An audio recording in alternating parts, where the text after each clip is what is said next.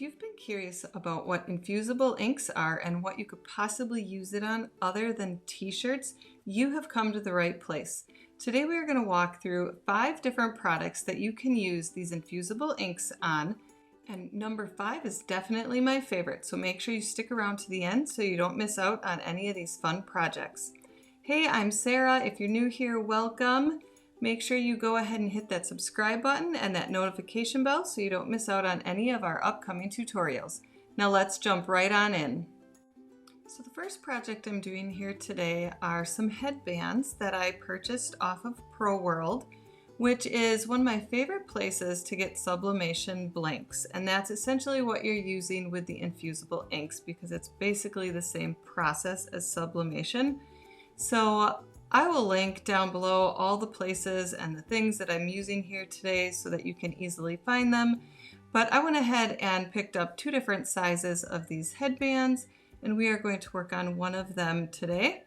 Now the first thing I did was measure it. I measured the length and then how wide it was, and then headed over to Cricut Design Space. There I picked out some rectangle shapes and made them the length that I needed, and started to fill it in with the text and the images that I wanted to fill up this headband with.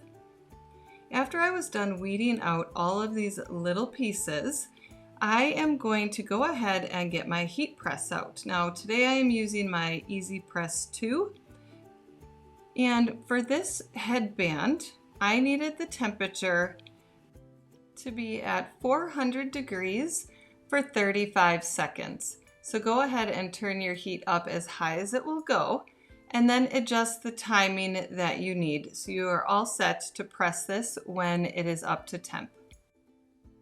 With anything, you want to make sure that your surface is clean and free of fingerprints and lint. So I could not find my lint roller, and I just grabbed a piece of tape and rolled it over this headband just to remove any pieces of lint or whatever fuzzies it might have picked up.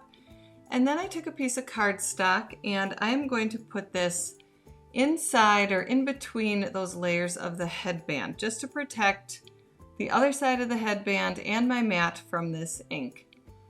Placing the name roughly where I think is the middle of the headband from where that seam was underneath, which I can feel through this cardstock. I'm going to place the name, and I'm going to tape this down with a little bit of heat safe tape just because this backing on the Cricut brand infusible ink was not super sticky, and the headband itself wanted to keep curling up a little bit. So just securing that down so it doesn't move while I'm pressing this, I am going to now take my butcher paper, and my heat is up to the temp it needs to be, and I'm going to press this down for the 35 seconds. Now with these EasyPress 2s, I do not feel like it has even temperature all the time, so I press pretty hard, especially when I'm doing the infusible inks, or it kind of doesn't, I don't know, maybe the ink just doesn't heat up properly in the middle of the heat press because I don't think it's as hot as the edges. So I press really hard, and as you can see here, as I let this sit for a few minutes so that there's no ghosting effect, which is essentially like shadowing on the edges of this ink, this worked pretty good. I mean, I was pressing this really, really hard, and I got all of that ink off of there, and this turned out great. And as you can see by stretching this headband, unlike vinyl, this infusible ink, it turns into a gas and infuses into the fabric. So that's pretty cool because this little sterling of mine likes to pick off vinyl. So this has been a great product to use for that. Now I'm just going to keep rotating this headband around the cardstock, and I am going to continue placing all these little pieces on here and just pressing it as I go at 400 for 35 seconds. This project was super simple and I think it's adorable. You can really do just about anything with these headbands, and they are super cute. Next up, I grabbed a few of these coasters from Michaels. This is the Market brand, I believe, and it has the directions here on the back. So we are going to go set our heat press to 355 for 120 seconds. That seems like a long time, but these are thick coasters, so that is what we're going to do. And I decided to turn these into some Easter springy coasters because why not? I found these bunnies and eggs and I thought they were kind of cute. So in this box we have 4 coasters, and they come with the 4 cork pads that have the adhesive on one side that you can stick to the bottom of these coasters when they're done. First off, we're going to start by cleaning these off really good with some rubbing alcohol, and I'm just using a coffee filter here because it's lint free. And always make sure that you dry these really well before really doing anything, whether it's vinyl or infusible inks. Make sure it's good and dry. Taking my cutout piece here, this is not Cricut Infusible ink, and the backing on these seemed to be super sticky, which I was very pleased about. So I do not need to use any tape on these coasters to hold this down, and I'm just kind of finding the middle of where I think the coaster is and would like these pieces to be. Now doing one at a time, because like I said, this press I don't feel gives even heat all the way through the bottom plate, so I'm just going to do one at a time, and putting some cardstock underneath it and butcher paper on the top just to protect all the surfaces from the ink getting onto anything else. I am going to carefully hold this in place. Again, I am pushing pretty firmly just so that there's good heat on this coaster. Now when this time is up, we are going to carefully lift straight up so that we don't shift any of the ink that is still cooling down underneath this paper, and letting it sit here for a few seconds to cool down so we again avoid that ghosting effect that could happen. I'm going to carefully peel this off, and you guys, look how much of that ink came off. And like I said, this was not the Cricut brand, and I'll have that link down below too, which one I used here. But look at the texture that this infusible ink gave off on this coaster. This was pretty cool. So this was the stuff I was using. I get this off of Amazon, and this is my new go-to infusible ink. I like that it comes in flat sheets and not rolled up like the Cricut brand, and it's pretty cheap compared to the other ones out there. So we are going to breeze through this process 3 more times, and then we will move on. Hey guys, let me know down in the comments, are you new to infusible inks or have you been using it for a while? And if so, what kind of projects have you done so far with them? I love using infusible inks, and there are so many different things that you can use this on as long as it has a polyester count to it. And I feel like I just need to try all of them. So here we have the coasters, and I am just going to be putting the cork back on one of them so you can see how this is done. And these are really super hot yet, so I'm only going to do one, and I am going to let the rest of these cool down. Next up, we are going to use infusible inks on wood, and this piece of wood here I picked up at the Dollar Tree.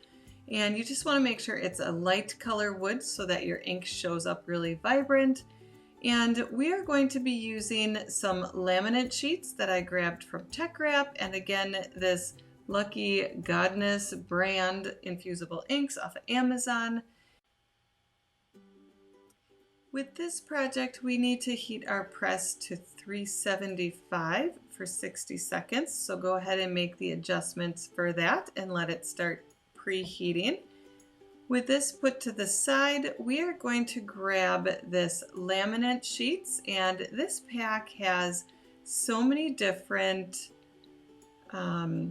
designs, I would say, on this holographic laminate sheets. These are hot or cold press, so you could run these through your laminator just fine. And I'm going to just pull out the plain one without any design on it. With this project, you actually do not even need a Cricut for this step. You just need your laminate sheet to be a little bit bigger than your wood piece. And that is because when you heat this, it will kind of shrink up, and you'll see in a little bit what I mean by that. So I'm going to cut off a piece of this laminate that is just a little bit bigger, and then we will move on.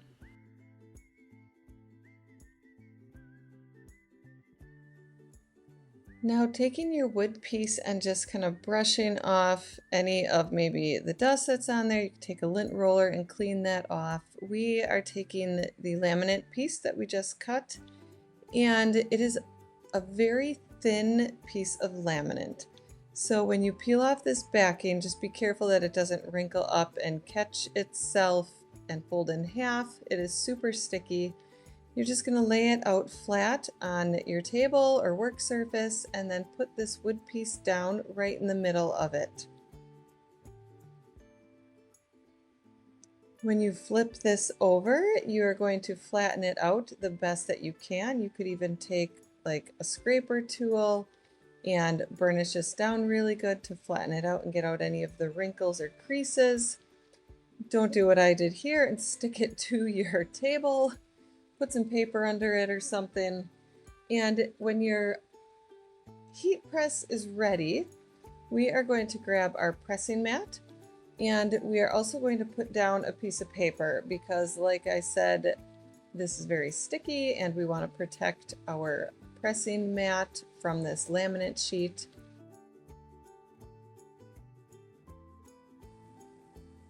Taking a Teflon sheet, I'm going to just cover up this piece of wood with the laminate on it, and we are going to go ahead and press this for 60 seconds.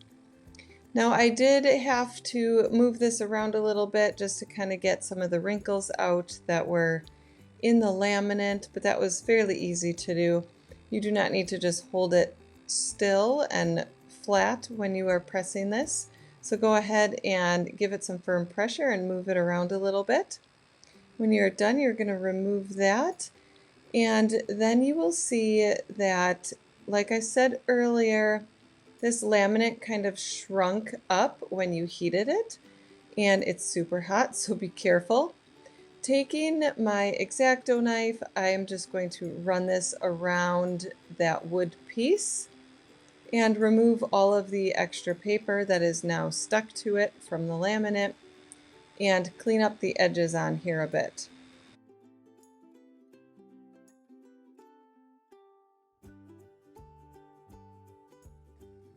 If you're getting any value out of this tutorial today and learning any fun tips and tricks, go ahead and hit that like button. Remember to subscribe and hit that notification bell so you don't miss any upcoming tutorials. Now after I have this taken off of that paper, I am just going to sand down the edges a little bit here just to smooth it out where I didn't get the X-Acto knife to completely cut that laminate off from the wood there, and I'm just going to rough up these edges a little bit, being careful not to go underneath the laminate and accidentally pull it off of the wood. Now again, taking a piece of parchment paper covering up my pressing mat, I'm going to grab some of this infusible ink, and this again is from the pack that I get off of Amazon that I really like. And this stuff is just so colorful and vibrant. I really do love this stuff so much. I think I got like 10 pieces of 12 by 12 sheets in this one pack, and it was only like $13, which is pretty amazing. So like the laminate, you only need this piece to be about the size, a little bit bigger, of the wood. And this stuff does not shrink up when you heat it, so it can be just the right size. I am not using my Cricut at all to cut this piece out exactly the same shape because we will just cut away whatever we don't need. And taping this down to that butcher paper so that it doesn't slide around while I'm heating it with some heat resistant tape, we are going to secure this down. And then we are going to heat this at 375 for 60 seconds, like we did with the laminate. So my heat press is still at the same temperature, covering this up with the Teflon sheet. With this one, you do want to make sure though that you are holding it still. You do not want to move this heat around on the infusible ink. You want to be very careful that you just keep it in one place until it is finished, and then pull it up straight without dragging it across your piece of wood, because that will cause the inks to shift and you will not get the results that you're looking for. So here we remove the heat press and letting this cool down a little bit before peeling this apart. We are going to take this off and see what we have.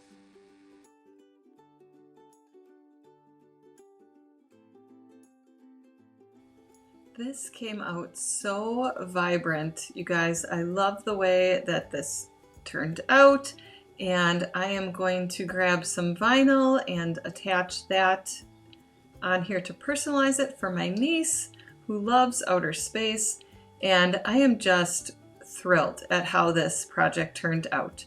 Using infusible ink on wood is so super easy.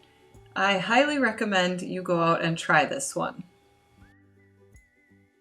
Now I did use a paper transfer tape on this just because it's low tack, and I didn't want any chance of pulling up that laminate off of the wood. So be careful when you're doing that. I very lightly put this on, and then after peeling off the tape, I went back and just rubbed it down really good. And this project turned out really great. I am super happy with these results. The next project we are going to work on is this cinch bag that my kids love to give these as birthday gifts to their friends. They are super easy to work with, and they love to personalize these for gifts, and I really can't say enough about these bags. I do not remember exactly where I got this one, but I will find something similar and link that down below. I started out by putting my pressing pillow in between the pocket and the bag, just so that I didn't have any of the ink go through into the other parts of the bag, if that makes sense. Grabbing some cardstock, I'm going to cover up that pressing mat inside the bag pocket just to protect the mat again from the ink.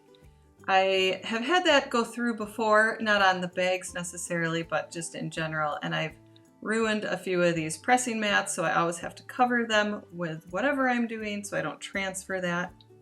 I went ahead and cut out in a retro font the little girl's name that this bag is going to be for, like I said, as a birthday gift for a friend.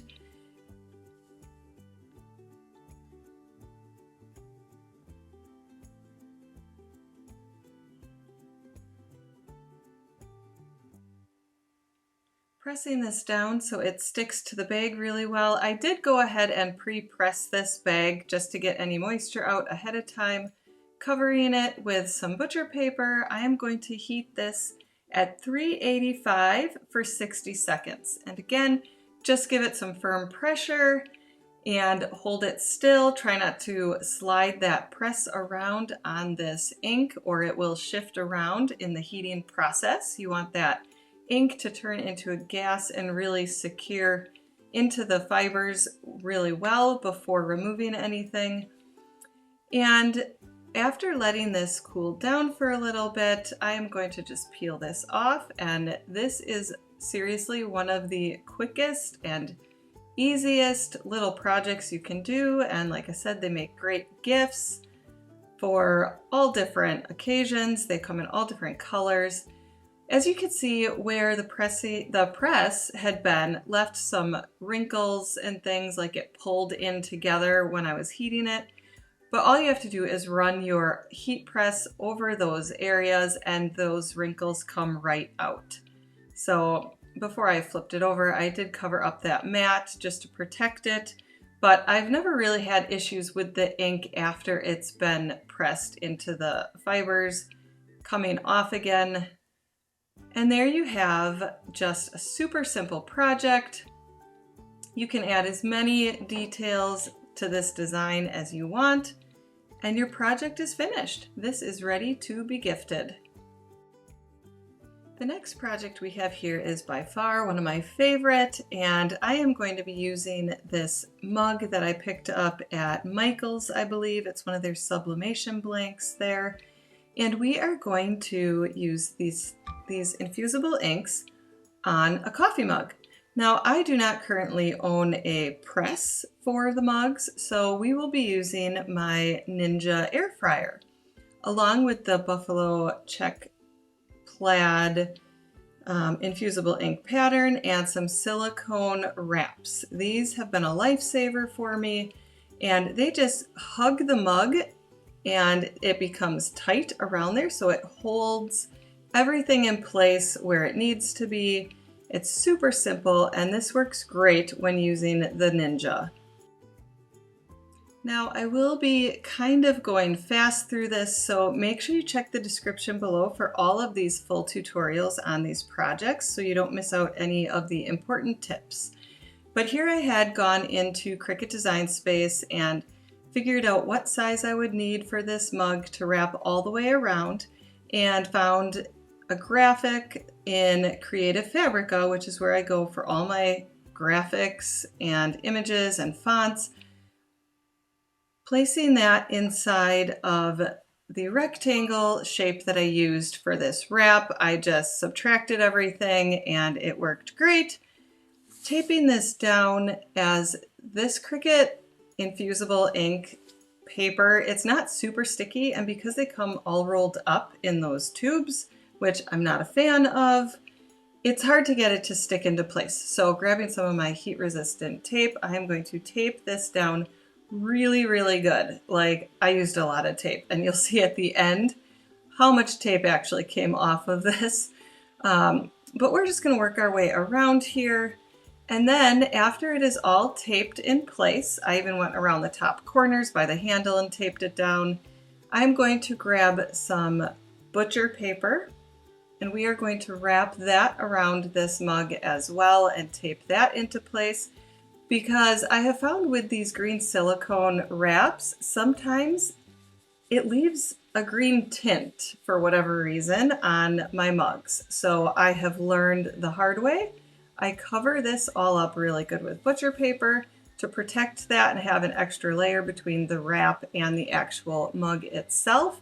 And I don't have any problems with that anymore. So go ahead and wrap that up really good. Now with these green wraps, it works just like it sounds. You wrap it around, and then you're going to use these clips on the ends that work like a buckle, and you just press them together. And sometimes it feels like you're forcing it, and that's okay. You actually want this to be super secure. So keep pushing it till it clicks in place. Don't worry, you won't break anything. If you find that you maybe have a smaller mug and it doesn't fit very snug, I have taken cardstock in the past and cut strips of cardstock and layered it until it fit nice and snug. After that is all put together, it is time to head over to the Ninja. Now here we are going to set this to 390. And after we're going to preheat this, when it says add food, we're ready to add our mug. And I'm just going to lay this down flat. Now it is not deep enough to put this straight up and down, so we will need to flip this after 3 minutes. At first, I set my timer for 9 minutes. I'm not sure why I did that, what I was thinking at the time, but I caught it in time. Don't do it for 9 minutes. It should go in for 6. And then I flipped it 3 minutes later and just continued to cook this bad boy for another 3 minutes. After the 6 was done, I turned it off, and using my tongs, because this is super hot, I pulled this out and just put it on a cooling rack next to it. Now I'm in the garage where it is super ventilated because this is a fume, and it cooks longer than if you're pressing like a shirt. So I put this outside where I can open up the garage door and stuff. Just be safe, okay? Ventilate your room well. Let this cool down all the way, and then you're gonna just pop those pieces open, pop that buckle open, and you are ready to remove and reveal what you have underneath.